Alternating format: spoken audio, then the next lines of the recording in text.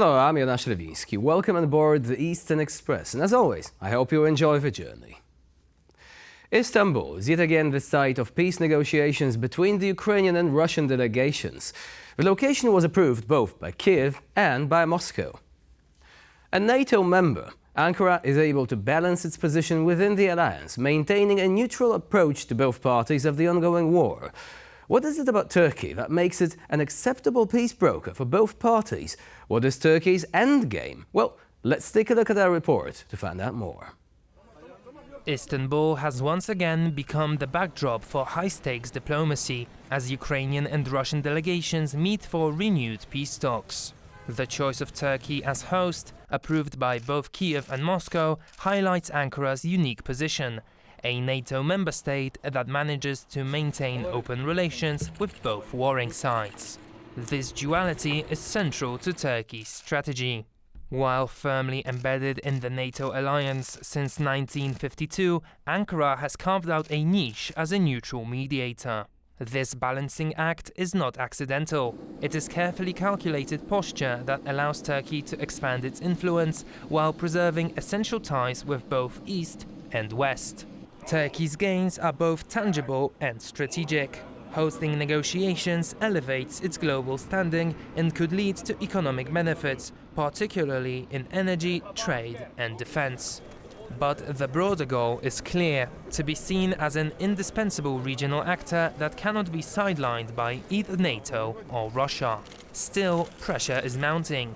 As the war continues and Western unity hardens, questions loom over whether Turkey will eventually have to align more clearly with NATO priorities. For now, Ankara continues its careful dance, but the room to maneuver may be shrinking. And now we're zoning in on the East-splaining portion of our show.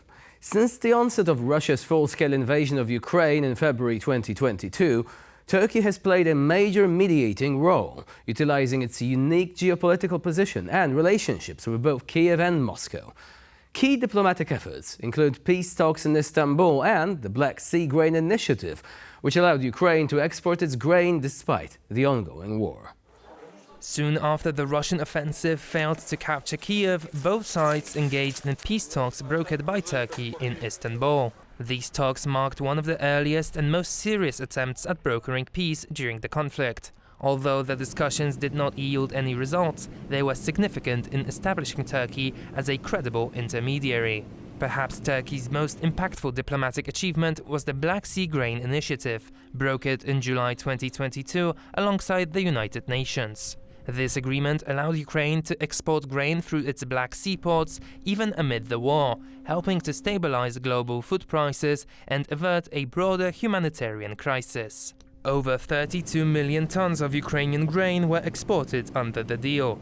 However, Russia withdrew from the agreement in 2023, citing unmet demands, despite Turkish and UN efforts to extend it. Now, the new round of talks begins once again in Istanbul, though with diminished expectations due to the absence of top leaders like Vladimir Putin, Donald Trump or Volodymyr Zelensky.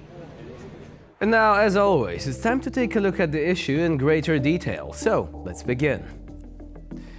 In hosting peace talks between Russia and Ukraine, Turkey once again steps into its carefully crafted role as a neutral mediator, despite being a long-standing member of NATO. This duality defines Ankara's foreign policy, on one hand committed to Western alliances, on the other maintaining open channels with Moscow. For Turkey, the war is both a crisis and an opportunity. By positioning itself as a bridge between East and West, Ankara gains leverage not only in regional politics, but also on the global stage. President Recep Tayyip Erdogan has personally leaned into this role. Internationally, he presents himself as a statesman, an indispensable broker capable of engaging both NATO allies and adversaries like Russia. Domestically, however, his image is more divisive, grappling with economic instability, political polarization and dissent. Hosting these talks allows Erdogan to deflect from domestic pressures and reinforce the narrative of Turkey as a key power broker. But what is Turkey's endgame? Well, beyond prestige, Ankara seeks concrete gains, deeper trade ties with both sides, increased geopolitical influence, and perhaps even more autonomy within NATO's strategic orbit. Energy, defense contracts, and regional leadership are all in play here. Yet this balancing act has its limits. As the war drags on and NATO hardens its stance, Turkey may face mounting pressure to align more decisively with the alliance's position. The question remains, can Turkey walk this tightrope indefinitely, or will it be forced to make a choice? For now, Erdogan is betting that both sides still need him more than he needs to choose between them. But the longer the war drags on, the harder that bet becomes to sustain. And now here to shed more light on the issue is Ahmet Naboui, a Middle East Studies researcher at Hitsi University in Turkey. Hello and welcome to TVP World. Hello, welcome. Pleased to have you. Thank you. So Istanbul is going to be the venue of the next round of peace talks between Russia and Ukraine. What are your expectations? Do you think that these talks will actually bring any sort of change, any sort of progress to the matter? Okay, first of all, thank you for having me. Secondly, I think before yesterday we expected more from these negotiations, but after the operation that operated from Ukraine inside Russia, I think there is not a lot of promises from these negotiations in Istanbul. But I think the Turkish officials here from both of them, from the minister Hakan Fidan or the intelligence president Ibrahim Kalin, I think they will try to get the best from these negotiations. But to be honest with you, I don't expect a lot from this negotiation, especially from this tour. This is the second tour after the first one. I think we don't expect a lot of these negotiations, but we will try. We'll wait to see what will come out from this negotiation, from this tour. So you're saying that the Ukrainian strike against Russian strategic bombers located in air bases deep inside Russia had a detrimental effect on the prospects for success for these talks. But what about the earlier strikes conducted by Russia against civilian targets in Ukraine? Wouldn't you say that these strikes actually had a negative impact on the way in which Ukraine would be prepared to negotiate? After all, Russia has rejected all offers of ceasefire, and instead it kept pounding these civilian targets for days on end. No, for sure. I don't accuse Ukraine of stopping these negotiations or something. Actually, Russia have the more responsibility of these negotiations and stopping it. This is very clear. We all remember that Russia closed or stopped the grain, the Ukrainian grain exporters deal that happened before in 2022.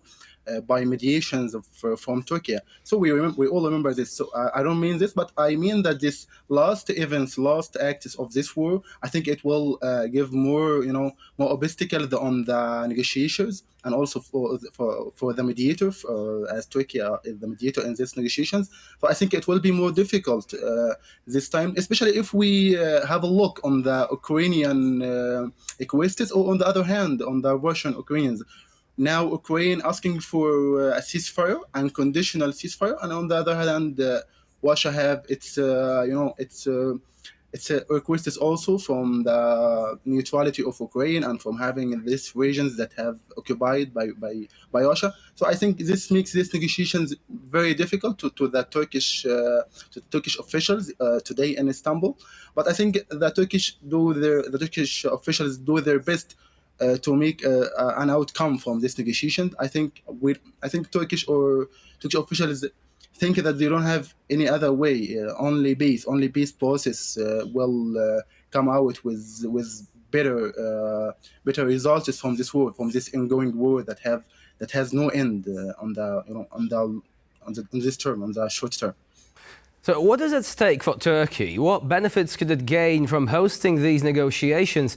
And also, why do you think Turkey actually emerged as the sort of trusted partner for both Russia and Ukraine, a country that they both considered to be serious about the process, or for once, but also a country that has managed to gain their confidence as not being a part of the other countries' war effort in any way, and instead being able to serve this role of a relatively neutral party in the entire process? The answer simply will be everything. Yeah, everything. I think now Turkey is the great tightrope walker, if we can say, on the world, because we know that Turkey is a member of the NATO, and on the same time, it's contain or maintain its relations with Russia. Turkey selling drones to Ukraine, and on the same time, it's buying gas from Russia. So I think the situation that President Erdogan and Turkey had taken from the first moment of this war make this result is that we are witnessing from the mediation of Turkey and so on, because we know that Turkey refused to be a part of this bloc that had these sanctions on Russia, and on the same time they condemned the attacks from Russia on Ukraine, and also they called this a kind of occupation, a kind of something is very prohibited and avoided from Turkey. So I think Turkey had this we can see calculated balance between the two powers, the two blocks. Will this continue? Will this be a sustainable something from the foreign policy of Turkey? We don't know. But till now, the pressure that coming from Russia on one side and on the other side from Brussels or Washington, I think it's not enough to make Turkey to be cornered or to be a part of one of the top blocks. So till now, I think Turkey are benefiting from both sides, and also Erdogan is presenting himself as a very trusted leader for Russia and for the Western world, and on the same time for the people, for the voters, and even for the rivals inside Turkey. And I think this was one of the main reasons that Erdogan won the last elections, the presidential elections. The war on Ukraine and this mediation was a part of this, and also the great deal actually that happened between Ukraine and Russia, the grains deal. So I think Turkey is balancing its situation, its actions, and until now it's successful somehow. And do we have any signals from the administration in Turkey concerning the way Ukraine and Russia are approaching these negotiations? I'm referring to, in particular, of the way Russia has been going about it. Specifically, it has downgraded its previous delegation. It didn't really send anyone, of substantial importance. Not even the foreign minister actually arrived, even though President Zelensky was in Turkey and he wanted to hold one-on-one talks with Putin. Putin was a no-show, and none of the major members of the Russian administration arrived either. Do you think that this, at some point, if Russia continues to act like this, could be treated or considered as disrespectful, not only to Ukraine, but also, more importantly, to the organizers of the talks, namely to the government in Ankara? Maybe this will happen, but I think the officials here in Turkey, or the administration was aware that this talks is very difficult and it's not easy something to be done. We know that this war is very dangerous war between Russia and Ukraine, and I think what Ankara is trying to do is open a kind of just an access and a table just to talk between both sides.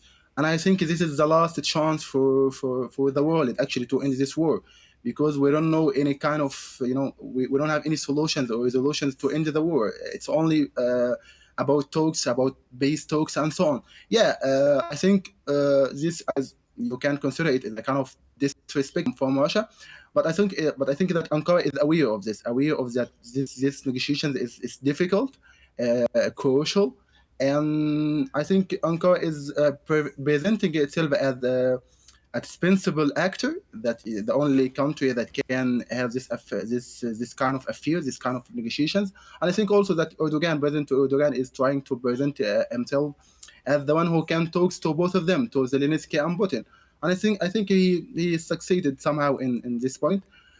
For sure, I think Turkey with the Western Bloc must take more actions, trying to put some pressure on Putin to be more involved in these negotiations. I think Ukraine is already open to these negotiations, and actually Zelensky came to Istanbul in the first tour of these negotiations. But I think on the longer term, I think Putin will be more open to these negotiations, but only with pressure from the West bloc and also from Turkey as a partner in this war somehow. Yeah, that's a very important point because so far we have seen Ukraine actually making concessions. On the other hand, can you name any concessions that Russia has made since the peace process started? I think somehow they were they tried to be more open on the some on some deals like the grain deals into 2022, but it's not enough. I understand this, but again, now you are searching on the roots of this war, and I think this file, if we want to open it, I don't think that Russia was the only responsible for this war. I also give a lot of responsibility to the West, actually, especially to the NATO and America and so on. But I don't think that this is not our point. But it's a war, and I think Russia is saying itself as a powerful country, a powerful regional power or a superpower actually, and it has some requests. So I think we need solutions. We need resolution to this war, and this is what Turkey, I think, trying to do. It's peace talks. We are trying to push on this side and on the other side just to find a solution to the war, because it's endless war. If we just look what Russia is doing and what Ukraine is doing, what the West is doing, and what Russia and its supporters are doing, I think this war will be endless war. We're trying to find a solution. I think this is what Erdogan and his administration trying to do. Will they succeed in this or not? This is another point. But I think the attempt to doing this, they are trying. I think this is important at this point. And do you think that Turkey is going to maintain one of the fundamental parts of its stance towards the war? Turkey, from the very start, said that Ukraine has sovereignty over all its territories. From a legal standpoint, the annexation of Crimea was illegal. And yet Russia actually wants the world to recognize its land grab, not only in Crimea itself, but also in other parts of Ukraine. Do you think that this could perhaps be the red line that cannot be crossed? Because for many reasons, Turkey needs to maintain the concept of international law, of it actually being binding, as opposed to Russia basically trying to pretend like international law and its principles simply don't exist or don't matter. Well, I think Turkey in these negotiations is just a mediator. I don't think it's a main part of these negotiations, because we have two blocks. Just to be honest, we have the Western bloc, Europe, and Washington, and on the other hand, Russia. So this question, I think, it must be given to the Americans and to the Europeans. Will they accept, giving some territory from Ukraine to Russia? And what if this was just the condition that Russia will stop the war by this, taking some territories from Ukraine? I think this is a very difficult question, and I think this what makes these negotiations in Istanbul is very difficult and crucial, because we have like a blockade, in this negotiation. But I think Turkey just trying to make it easier, just to this direct negotiation, both counterparts to just negotiate, to talk, just ice breaking or something. But this hard question, I think it must be asked to the Europeans and to the Americans, and also for sure to Russians. But I think the Russian is very clear in this point. They come to Ukraine to take something. So will the Europeans or will the Americans give them what they want? This is another question, and this is what makes this war very difficult. But again, I think Turkey in this negotiation is just a mediator. You can't expect anything more from Turkey on this side. I don't think they are part of this war. And as you said, from the start, they were clear that they are a mediator. They are trying to be neutral in this war. keeping the sovereignty of Ukraine and speaking about it, but on the same time dealing with Russians and open some, some negotiations and some talks with Russian, just to keep something between the two blocks, or it will be just endless war without any talk, without any peace talks or something. And of course, Turkey deserves a lot of respect for trying, but you also said one very important thing, namely that Russia came to Ukraine to take something. And that's the crucial part of this war, really, that Russia doesn't really have any legitimate claim apart from its desire to take something away, but doesn't really belong to them. Nevertheless, we're going to be watching the peace process closely. Ahmed Naboui was our guest today here on TVP World. Thank you very much for joining us and for sharing your insight. Thanks for having me. Thanks. And now we're moving on to Eastern Newsflash, a series of all the other stories from the East that you absolutely don't want to miss. Ukraine launched a large-scale drone operation targeting Russian airfields. According to officials in Kyiv, the attack involved smuggling drones deep into Russian territory and launching them remotely. The result? Up to 41 military aircraft struck, including strategic bombers. Ukraine carried out what seems to be the most bold and devastating attacks on Russian military hardware since the start of the war. The operation, codenamed Spiderweb, hit bases in Ryazan, Ivanovo, Irkutsk and Murmansk, some over 4,000 kilometers from the front line. Among the aircraft reportedly damaged were Tu-95, Tu-22M3 and Tu-160 bombers, as well as A-50 Raider planes, key components of Russia's long-range strike and surveillance capabilities, used daily to launch attacks on Ukraine. If the extent of the damage is confirmed, the attack would mark Ukraine's most damaging drone strike of the war to date. The method involved smuggling drones into Russia aboard shipping containers and launching them from trucks. Ukrainian President Volodymyr Zelensky called the operation part of efforts to defend his country's independence and outlined key demands for the Istanbul peace talks, including a ceasefire, prisoner release and the return of deported children. Mikhailo Drapati, commander of the Ukrainian ground forces, has announced his resignation. His decision follows a Russian missile strike on a Ukrainian armed forces training ground, where 12 soldiers were killed and over 60 were injured. An army where no one is held accountable for losses dies from within. With these words, commander of the Ukrainian ground forces, Mikhailo Drapati, announced his resignation after a Russian attack on a Ukrainian military training base. He initiated a full review of the incident, including the actions of commanders, the condition of shelters and the effectiveness of the alert system. Ukraine's military command confirmed that the commission and internal investigation had been launched. Drapati, who rose from battalion commander to deputy chief of the general staff, had led the 2nd Mechanized Battalion of the 72nd Brigade during the liberation of Mariupol in 2014. Georgia's controversial foreign agents law has officially come into force, drawing sharp condemnation from the European Union. EU officials warn the legislation marks a serious democratic setback, echoing repressive tactics used in Russia. On May 31st, the European Union condemned Georgia's new Foreign Agent Registration Act, calling it a serious setback for the country's democratic development. The law, which came into effect the same day, requires civil society organizations receiving international funding to register as foreign agents. EU officials Kaja Kallas and Marta Kos issued a joint statement criticizing the law, saying it mirrors legislation used in Russia to suppress dissent. The EU also noted that Georgia's accession process to the European Union, granted candidate status in December 2023, has been effectively halted due to growing authoritarianism.